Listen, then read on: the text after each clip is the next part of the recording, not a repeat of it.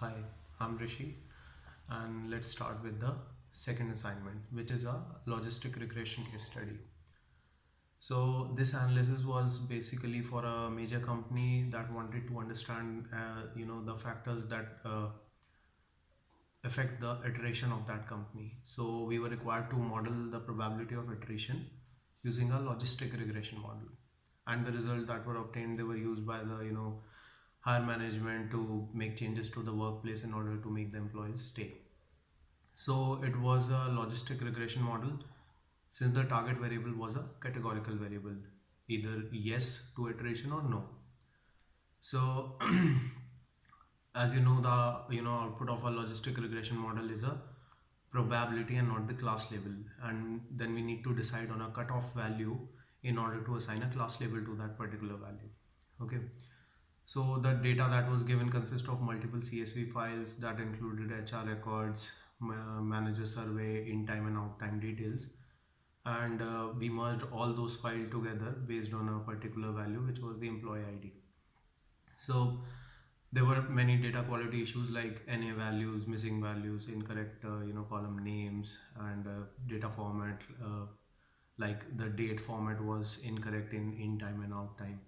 So we deal with all these things, and we created a derive metrics from in time and out time, which were the average number of hours spent by the employee in office. Okay. Also, we performed some exploratory data analysis, which gives us insight for all the different variables which might impact the model.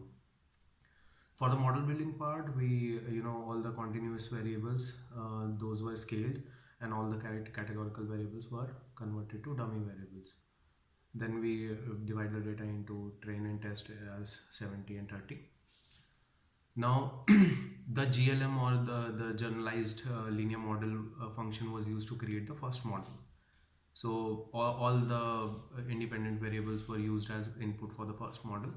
Then we use the stepwise approach using the step AIC model, which uses the KIK information criteria to reject all the least important variables.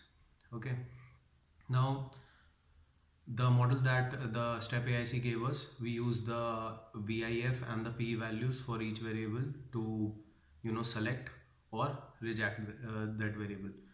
Now the VIF checks for multicollinearity of the variable. If a variable is highly significant, then that means the P value is very low or less than 5%. That means the variable is significant.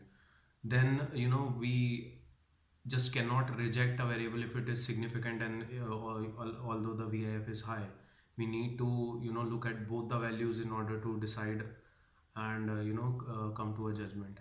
Okay. Now performing these steps again and again remove less significant variables, and we move close to our final model. Now we predict the values for the test data and observe that the model returns a probability of iteration for each employee. Okay, now what we need to do is we need to predict the best cutoff value for the probability to assign the class label.